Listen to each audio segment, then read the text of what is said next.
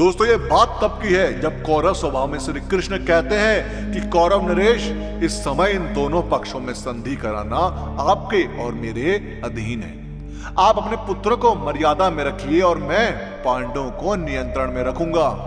कृष्ण के कथनों का सभा में उपस्थित सभी राजाओं ने हृदय से आदर किया। वहां उसके उत्तर में कोई भी कुछ कहने के लिए अग्रसर ना हो सका। अब सभा में उपस्थित परशुराम नर नारायण रूप कृष्ण अर्जुन के महत्व का वर्णन करते हैं। तो वीडियो पूरी देखिएगा, मजा आ जाएगा। और हाँ, अगर आप चैनल पर नए हैं तो ऐसी और भी वीडियोस देखने के लिए चैनल को सब्सक्राइब करना मत भूलिएगा। दोस्तों, परशुराम ने कौरव सभा में इस प्रकार कहा, राजन, तुम निशंक होकर मेरी यह उदाहरण युक्त बात सुनो। सुनकर इसे यदि कल्याणकारी और उत्तम समझो तो स्वीकार करो। पूर्व काल की बात है, दंभोद्र नाम से प्रसिद्ध एक सार्वभौम सम्राट इस संपूर्ण अखंड भूमंडल का राज्य भोगते थे। वे महारथी और पराक्रमी नरेश प्रतिदिन रात बीतने पर प्रातः काल उठकर ब्राह्मणों और क्षत्रियों से इस प्रकार पूछा करते थे कि क्या इस जगत में कोई ऐसा शस्त्रधारी शूद्र, वैश्य, क्षत्रिय अथवा ब्राह्मण है जो युद्ध में मुझसे बढ़कर अथवा मेरे समान भी हो सके। अब ब्राह्मणों ने बारंबार आत्म प्रशंसा करने वाले उन नरेश को मना किया। उनके मना करने पर भी वे ब्राह्मणों से बार बार प्रश्न करते ही रहे। उनका अहंकार बहुत बढ़ गया था। वे धन वैभव की मदद से मत वाले हो गए थे। अब राजा को यही बारंबार प्रश्न दोहराते देख वेद के सिद्धांत का साक्षात्कार करने वाले महामना तपस्वी ब्राह्मण क्रोध से तमतमा उठे और उनसे इस प्रकार बोले, राजन, दो ऐसे पुरुष रत्न हैं जिन्होंने युद्ध में अनेक योद्धाओं पर विजय पाई है। तुम कभी उनके समान न हो सकोगे। उनके ऐसा कहने पर राजा ने पुनः ब्राह्मणों से पूछा, वे दोनों वीर कहाँ हैं? अब ब्राह्मण बोले, भोपाल। हमने सुना है कि वे नर नारायण नाम वाले तपस्वी हैं और इस समय मनुष्य लोक में आए हैं और तुम उन्हीं दोनों के साथ युद्ध करो। सुना है वे दोनों महात्मा नर और नारायण गंधमादन पर्वत पर ऐसी घोर तपस्या कर रहे हैं जिसका वाणी द्वारा वर्णन नहीं हो सकता। अब राजा को यह सहन नहीं हुआ। राजा उनकी खोज करते हुए दुर्गम एवं भयंकर गंधमादन पर्वत पर गए और वन में स्थित उन तपस्वी महात्माओं के पास जा पहुंचे।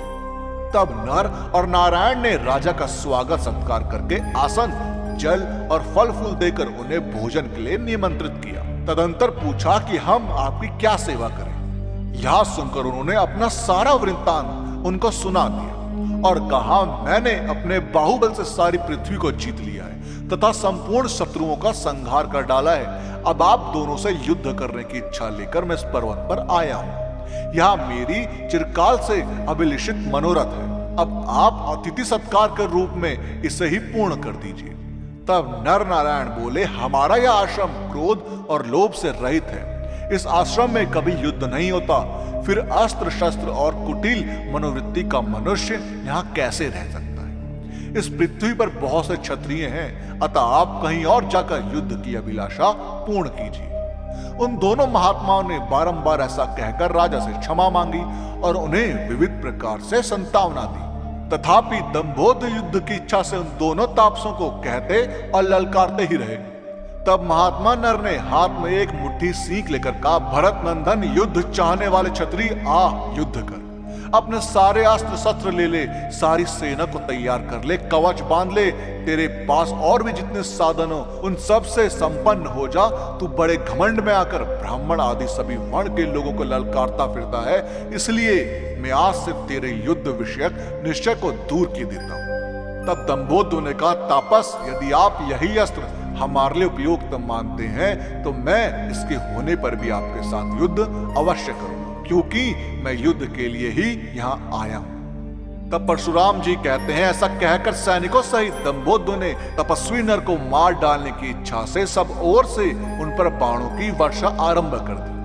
उनके भयंकर बाण शत्रु के शरीर को छिन्न भिन्न कर देने वाले थे, परंतु मुनि ने उन बाणों का प्रहार करने वाले दंभोद्र की कोई परवाह न करके सीखों से ही उनको भीन डाला। तब किसी से पराजित न होने वाले महर्षि नर ने उनके ऊपर भयंकर एशिकास्त्र का प्रयोग किया, जिसका निवारण करना असंभव था। यह एक अद्भुत सी घटना थी। इस प्रकार लक्ष्य भेद करने वाले नर मुनि ने माया द्वारा सींग के बाणों से ही दंभोद्र के सैनिकों की आंखों, कानों और नासिकाओं को भीन डाला।